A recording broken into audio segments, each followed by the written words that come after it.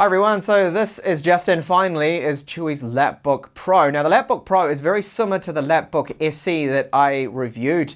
Apart from this model has a 14-inch screen instead of 13.3 inches. It should have much slimmer bezels. By the look of the press images, it does look quite good. And it gives up on one of the USB 3 Type A ports. There's two on the Lapbook SE, but only one on this, because in replace of that other one is a Type-C port. So Type-C charging with this, and data, I'm not too sure about video out, I will have to check it. In fact, I'll do that in this particular video. And the rest of the specs is basically the same. So we're going to have a 38 watt-hour battery, 4 gigabytes of RAM unfortunately, and this particular model that I have is the cheapest one. So it has a 64 gigabyte eMMC with Windows 10 Home installed on it. But it does have a slot in there, which I will show you, where you can install an SSD. So it comes in your typical Chuwi packaging here, the plain brown box, and it is factory sealed, you can see. So I haven't opened this up yet. It's going to be an authentic first impressions. I haven't seen it yet. Okay, so this box in the top, just like the AeroBook and the Lapbook SC, that's going to have our charger in it. So I have an EU cable, and the plug you can see, this is a fairly easy to source cable. So you'll be able to get one for the UK and US. It's like that infinity style plug. And here is the charger. So this should be rated to 12 volts and 2 amps, which it is, just like the other tech with the Gemini Lake. And then tucked up away inside, surrounded by a lot of padding, as you can see, is our Lapbook Pro here. Now before I go any further, I want to check the weight of it. It does feel like it's quite heavy, definitely compared to the AeroBook. So there we go, 1.46 kilos, so that's about the same as the Lapbook SE. My AeroBook is only 1.27, so that's why it feels much lighter. Okay, so we have a lighter color silver. Lapbook Pro on the bottom there, you can see two downwards firing speakers. Okay, so this is different because on the Lapbook SE, the speakers are actually located here, the same as the AeroBook. So downwards firing I'm not particularly fond of. So we could be worse off here when it comes to speakers, but I will test them in this video. So we have 4 rubber feet, as you can see, all the screws on the bottom, one right here in the middle, possibly to help with keyboard flex and bounce to screw it down there.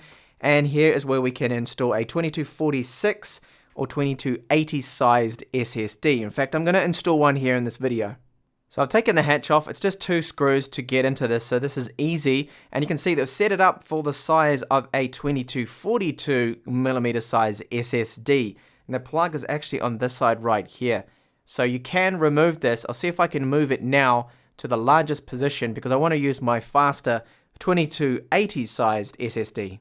Okay, so you can see what they've done here. It's actually quite ingenious. So it's just like a little clip. It clips in. And if I rotate this now, I should be able to pull this out if I've lined that up correctly. Just give it a wiggle.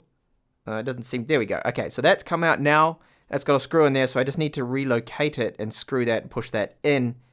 And now you can see I have it screwed in place. Just make sure you face it down when you insert it, and it must be a SATA 3-spec one. NVMe drives will not work here.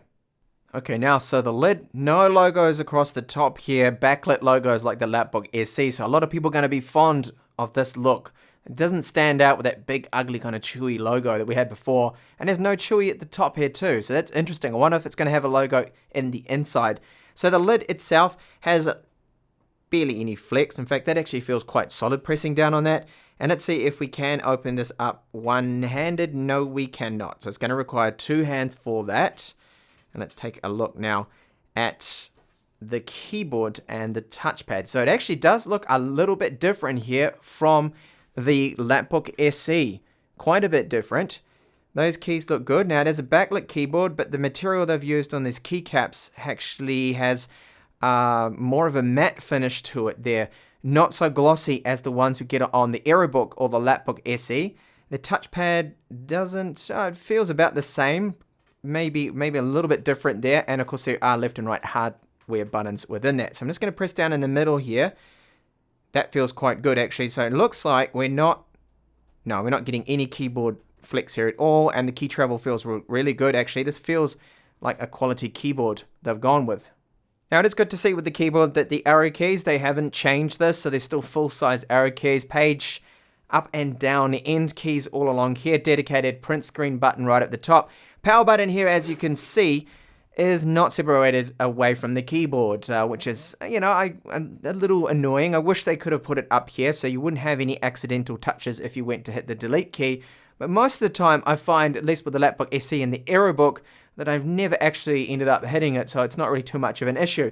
If I move the keyboard along here, you can see we've got controls there for the screen brightness, and this one right here, the escape key, this is to control that backlit keyboard, which I will show you once I get this powered on now, but we'll take a look at the screen. So you can see that the side bezels and the top bezels are quite slim here. Now the BIOS screen that I'm currently in is flickering, but it's only flickering on camera. I don't know why this is. It must be because of the pulse width modulation and the fact that it's on a low brightness at the moment. So one thing I'm not too happy about, that's probably not going to actually be an issue for a lot of people, but the BIOS is not fully unlocked to us like it is on the Lapbook SE. So they've changed their policy maybe. Maybe they decided they're going to lock it down, or perhaps it's just this model only. The fact that we cannot adjust the power limits in the BIOS here. We're going to have to do the software tweak limit if we wanted to increase it. So we have the 4 gigabytes of RAM there installed, and the speed of the memory is 2133 megahertz. This is the furthest back the screen will go. We'll not go any further than that, and it is a fully laminated screen too, and you can see that it is quite thin. They've got these little rubber feet that are on the sides and the top there to stop that screen from touching up against the keyboard.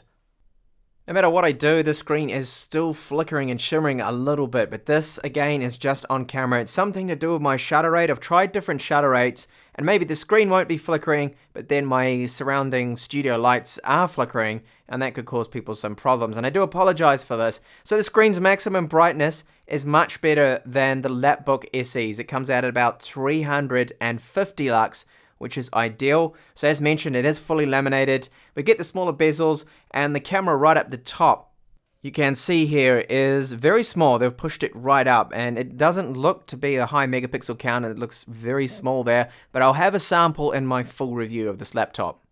So the laptop is quite slim if you don't count those feet on the bottom, around about 13 millimeters, but with the rear rubber feet, that brings it up then to 19. So we have the Type-C port there that allows charging, but it's no faster than the DC charging of the Lapbook SE, so it will take about 2 hours and 30 minutes. The status LED will be red when you're charging, and once fully charged, it turns green. We have HDMI 2 spec, so this is 4K 60Hz. Now I tried all of my Type-C adapters that I have. I've got a lot of them, and none of them are working with this Type-C port to give me any display out. So it looks like it's only just data and charging. That's it. And that just leaves us then on the right hand side a single USB 3.0 Type A. So it's kind of annoying we don't have one, we give it up, but that really depends if you need that Type-C port, if you need that charging over the Lapbook SE, and then a 3.5mm headphone jack with mic support. I've just tested it out, and to me at the moment it sounds completely clear. There's no static over it. So yes, we don't have a micro SD card reader on here, and I just discovered another con that really defeats the purpose of having the Type-C port in the first place, Chuwi. It doesn't have power delivery support. So I wanted to use my external battery pack here to see if I could power it. My Type-C adapter that I have with me as well, that power adapter will not work with it. So it's kind of, what is the point, Chuwi, of having a Type-C port if it's not going to support power delivery?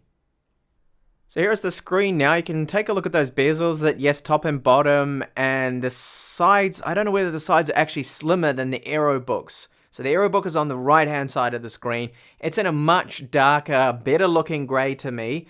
And so far, using the Lapbook Pro, I think the keyboard's actually better on the AeroBook and the Lapbook SE, because they pretty much got the same keyboard on them. Now I have noticed that the space key right here on the very edges, at least on my unit, it doesn't seem to register, not every single time. In the middle it works fine, but right on the edge, the space bar to me doesn't feel so good on this keyboard. Now Windows, I haven't installed anything yet. You can see we've only got 38.7 gigabytes free on that 64 gigabytes of storage. And that eMMC, well, these are the speeds of it. Benchmarked it just now, as you can see, and it's not particularly fast. I don't know whether it's a SanDisk or a Bwin brand. It doesn't say, it just says generic, but I think it might be Bwin, and that's probably why it's a little bit slower here. So if you can, I highly recommend installing an SSD and then cloning the operating system over to that. I also have here Geekbench, so I did run that, and these scores, they are perfectly fine for the Gemini Lake, for the N4100. So we may be blocked out of the BIOS, but there is a good thing here that Chuwi have gone with a 12 watt TDP. So this power limit is actually double what Intel sets by default. So this is good. This should help boost performance. It should also boost gaming performance, which I will show you in the full review. And now looking at the general performance, just to briefly touch on this, I will go into this in more detail in the full review, of course. So I've got Chrome open with several different tabs, and it is quick, swapping over to them, loading things in. Page scrolling, that doesn't seem to be too bad at all, the loading time. So it's as fast as you would expect for a Gemini Lake N4100. Bringing up the Windows menu there again, that seems to actually load in okay. It doesn't have that noticeable lag that you often get. Now, it is single channel RAM they've got on here. I thought it might have been dual, but according to HW Info, it's single channel 4 gigabytes. So I'd love to have the 8 gigabytes on this, of course. It would perform then even better when multitasking and having many tabs open in Chrome. And now onto our speakers. So we've got downward firing speakers. I don't particularly like the location because if you happen to use it on your lap, you're going to smother the speakers. They sound okay. They're still reasonably poor, but they are in fact better than previous generation laptops from Chuwi. I'll give you a sample of them now.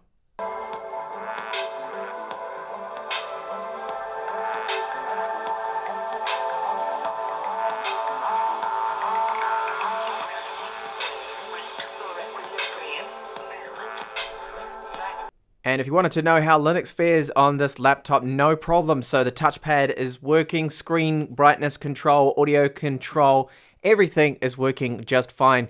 And just like the other Gemini Lake tech, we don't normally have any trouble with it whatsoever. Just make sure you're using a relatively new build, new kernels, new distros, and then you shouldn't really have any issues with it.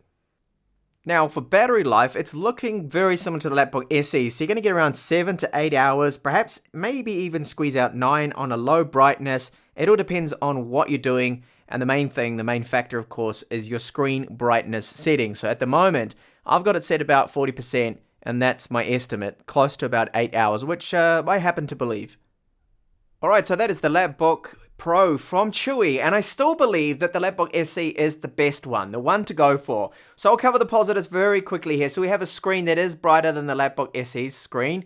The Adobe RGB and sRGB levels I will have to measure. That'll be in the full review. We have a nice touchpad. That's not bad at all. The build quality overall is very good. I like the fact that there's no glowing Chuwi backlit logo on the back of the lid. And it's thin too. This is about 13 millimeters if you don't count the rubber feet on there. So it's a thin, relatively light. Okay, it's nearing 1.5 kilos, so it's not super light. But overall, I do believe it's still quite good. So the keyboard is good to type on, nice to type on. However, my unit has that problem with the space bar. So right on the edges, if you touch it there, sometimes it will not register. So this to me means the keyboard is not as good as the Lapbook SE or the Aerobook's keyboard. Now the Aerobook, okay, it's a more expensive, faster laptop. It has the 8 gigabytes of RAM. So this is sorely missing 8 gigabytes of RAM. I wish they could bring out an 8 gigabyte model.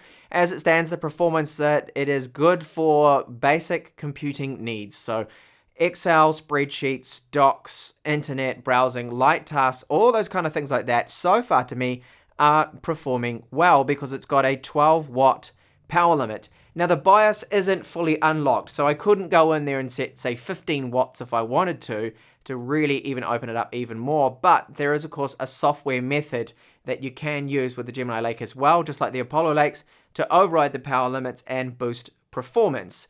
So it is looking like the battery life is going to be about 7-8 hours.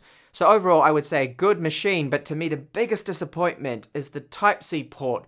Why on earth does it not support power delivery? Obviously, it was going to be too expensive to include a full-spec Type-C port on there, and to me, it kind of defeats the purpose. Why have it there? We've lost a micro SD card reader, and we have also lost a full-size USB Type A port, USB 3, for that Type-C port, that I cannot use my external power pack to charge this laptop. I can't use my other power delivery chargers to charge it either, so it's kind of useless to have it DC. So it is, yes, looking like a good machine. It's just mixed feelings about those little cons there. The space bar, the Type-C port, the rest of it is looking good. So I will be back with a full review of this in about a week or 2 weeks time. I just need time to use it, but I don't see a lot changing. Oh, and by the way, that flicker you're seeing now, that's happening, that is only on camera that's happening. But I don't see a lot changing. In a 2 weeks use or a week's use, I think it's going to be more or less the same kind of outcome here. Thank you so much for watching this. Please do catch my review of Chuwi's AeroBook, the Core M3 laptop, and then the Lapbook SE, which is still the Gemini Lake Budget King.